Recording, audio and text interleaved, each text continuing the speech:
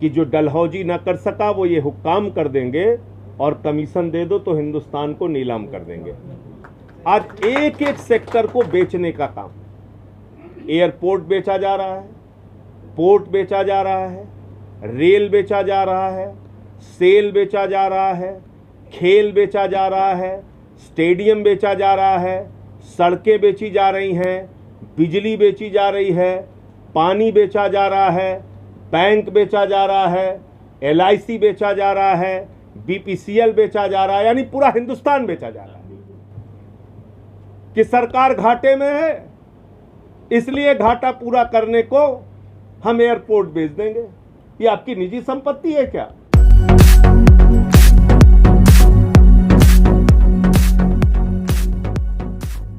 दिल्ली की बात करते हैं। दिल्ली में हमारे सरकार की प्राथमिकता में शिक्षा, स्वास्थ्य, बिजली, पानी, महिला सुरक्षा और तमाम सुविधाओं को फ्री करना। ये पॉलिसी जो हम लोगों ने लागू की, कोचिंग देने की, फ्री कोचिंग देने की सुविधा, ये तमाम योजनाएं, 10 लाख रुपए का एजुकेशन लोन देने की योजना, इसके पीछे एक सीधी सोच और धारणा ये थी, समाज के वंचित तबके को कैसे हम लोग अग्रिम पंक्ति में लाकर खड़ा करें, कैसे उनकी जिंदगी की दुश्वारियों को दूर करें। जब हम लोग अपने प्रचार में जाते थे, लोग केजरीवाल जी का हाथ पकड़ लेते थे। हमारे घर का बिल 60,000 रुपए आया है, 1 साल से हम चुका नहीं पा रहे हैं, हमको अपने घर का सामान बेचना पड़ा, बीवी का गहना गिरवी रखना पड़ा। हम दिल्ली के अंदर ऐसी परिस्थिति में कैसे जी पाएंगे? सरकार बनने के बाद बिजली का और पानी का जितना बकाया था, हमारी सरकार ने वो सारा का सारा बकाया माफ किया और 200 यूनिट बिजली फ्री।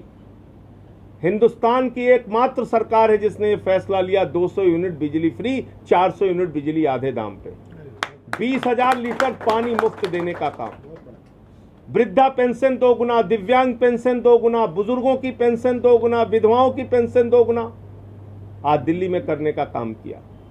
फ्री कोचिंग की सुविधा IAS के लिए, ये तमाम योजनाएं हमने दिल्ली के अंदर लागू की। लेकिन जो बातें आपने रखी हैं, हो सकता है बहुत सारी चीजें ऐसी रहती हैं जो दिमाग से कई बार हम लोगों के सोच में नहीं आ पाती।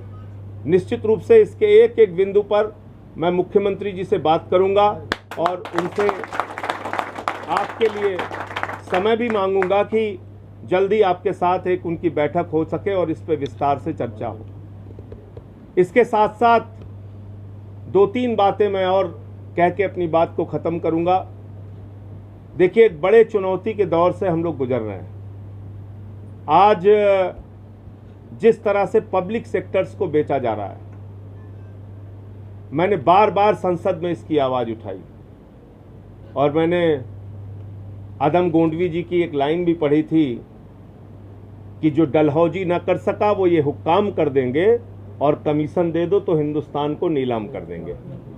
आज एक एक सेक्टर को बेचने का काम, एयरपोर्ट बेचा जा रहा है, पोर्ट बेचा जा रहा है, रेल बेचा जा रहा है, सेल बेचा जा रहा है, खेल बेचा जा रहा है, स्टेडियम बेचा जा रहा है, सड़कें बेची जा रही हैं, बिजली बेची जा रही है, पानी बेचा जा रहा है, बैंक बेचा जा रहा है, LIC बेचा जा रहा है, BPCL बेचा जा रहा है, यानी पूरा हिंदुस्तान बेचा जा रहा है।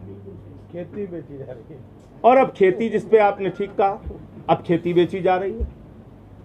अब आप मुझे बताइए, ये कौन सी सोच है कि जिस विभाग को KP चौधरी नहीं चला सकते, जिस विभाग को DC कपिल नहीं चला सकते, राजेंद्र जी नहीं चला सकते, यहां पर बैठे हमारे साथी नहीं चला सकते, उसको हम अडानी अंबानी बड़े पूंजीपतियों को दे देंगे तो वो बहुत अच्छे से चलाएंगे।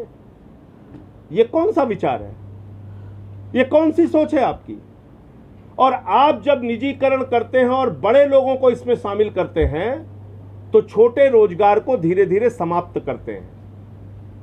वॉलमार्ट दुनिया की सबसे बड़ी स्टोर बनाने वाली कंपनी है, स्टोर चलाने वाली कंपनी है।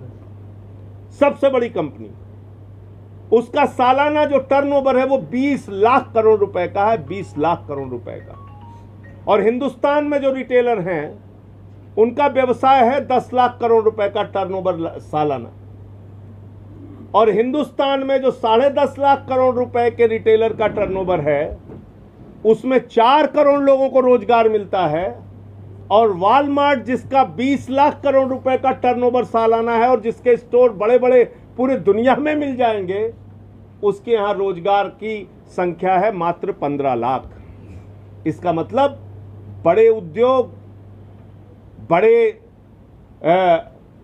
घराने, बड़े बड़े पूंजीपति ये छोटे रोजगार को खत्म करेंगे, कुटीर उद्योग को, लघु उद्योग को खत्म करेंगे, सरकारी नौकरियों को खत्म करेंगे।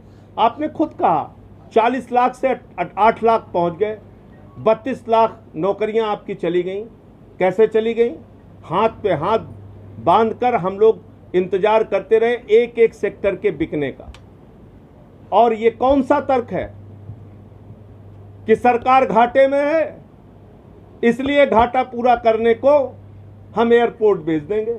ये आपकी निजी संपत्ति है क्या? ये 130 करोड़ हिंदुस्तानियों की संपत्ति है जिसने अपने मेहनत से, अपने परिश्रम से, अपने विवेक से, अपने श्रम से इन बड़ी बड़ी कंपनियों को खड़ा किया। रेल को, सेल को, बीपीसीएल को, जिन कंपनियों को इस मौजूदा सरकार ने महारत्ना घोषित किया, सेल उसको बेच रहे हो आप, बीपीसीएल उसको बेच, तो आप जिन कंपनियों को महारत्ना घोषित कर रहे हो उन्हीं को आप बेच रहे हो। एलआईसी बेच रहे हो आप, बैंक बेच रहे हो आप। तो कहीं ना कहीं इसको लेके सबको एक योजना बनानी पड़ेगी, एक बड़े संघर्ष की योजना बनानी पड़ेगी।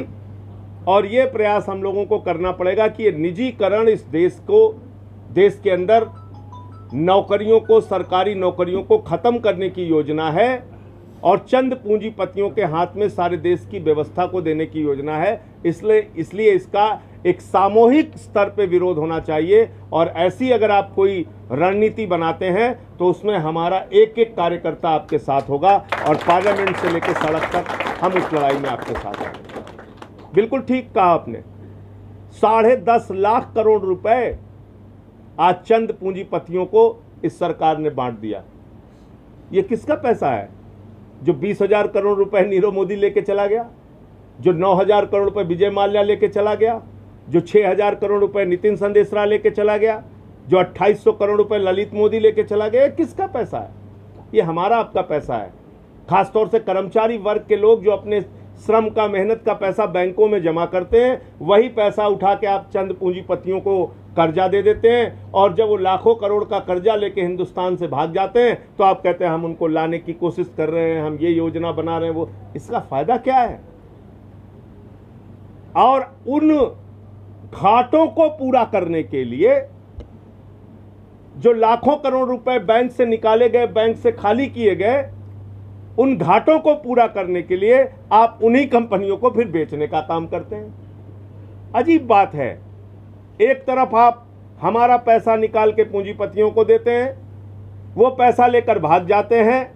जब सरकार घाटे में आती है तो फिर उन्हीं कंपनियों को बेचने का काम करती है। तो इसलिए ये कई तरफ की मार है, कई तरफ की चोट है।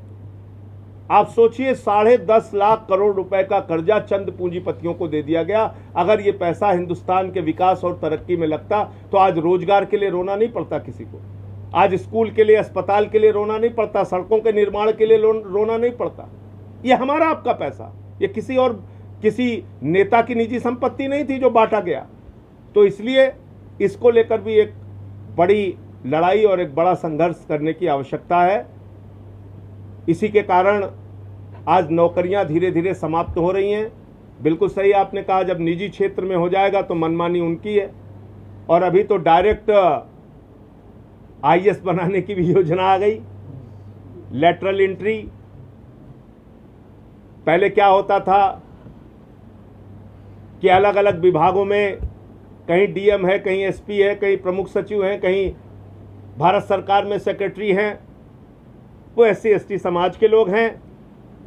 लेकिन इन्होंने इसका एक नया तरीका खोजा बोले नहीं ऊपर ये लोग नहीं बैठने चाहिए। तो धीरे धीरे उन्होंने एक लेटरल एंट्री की प्रक्रिया शुरू कर दी। 39 भर्ती हुई है और उन 39 भर्ती में 39 भर्ती का रिकॉर्ड उठाकर देख लीजिए। लेटरल एंट्री में कितने SC ST समाज के लोगों को इन्होंने जगह दी है? एक भी नहीं। देख लीजिए आप, ज्यादातर रिलेटिव है। देख लीजिए आप। अपने अपने रिश्तेदारों को, हमारे यहाँ एक कहावत है कि बाप पूत गौनहर माई धिया बराती, सब अपने अपने को बांट के काम कर लिया। तो इसलिए इसके खिलाफ भी, और मैं लेटरल एंट्री पर जल्दी पार्लियामेंट में एक सवाल भी लाने जा रहा हूं और मौका मिलेगा तो मैं जरूर इसको उठाऊंगा।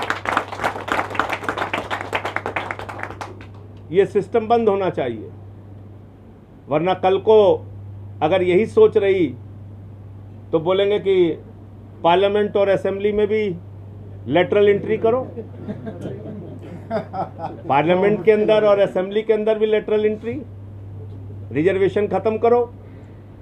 तो ये एक शुरुआत है जिस पे अगर अभी रोक नहीं लगाई गई तो फिर आगे चलकर ये एक नासूर बनने वाला है। इसको हमें याद रखना होगा।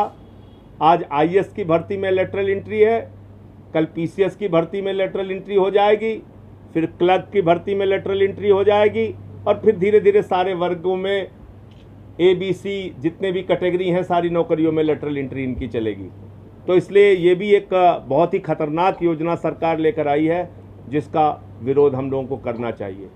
मैं पुनः एक बार स्वर्गीय काशीराम जी के चरणों में अपनी श्रद्धांजलि अर्पित करते हुए अपनी बात को समाप्त करता हूं और पूरा विश्वास दिलाता हूं कि जब भी एक भाई के रूप में, अपने एक साथी के रूप में आप मुझे याद करेंगे, और मुझे खुशी होती है ऐसे कार्यक्रमों में जब मुझे बुलाया जाता है और मुझे आप लोगों के द्वारा सम्मान दिया जाता है,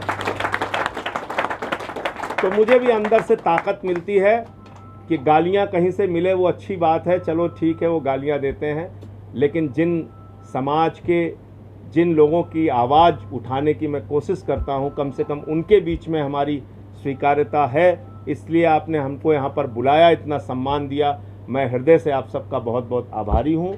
बहुत बहुत आप सबके प्रति धन्यवाद ज्ञापित करता हूँ।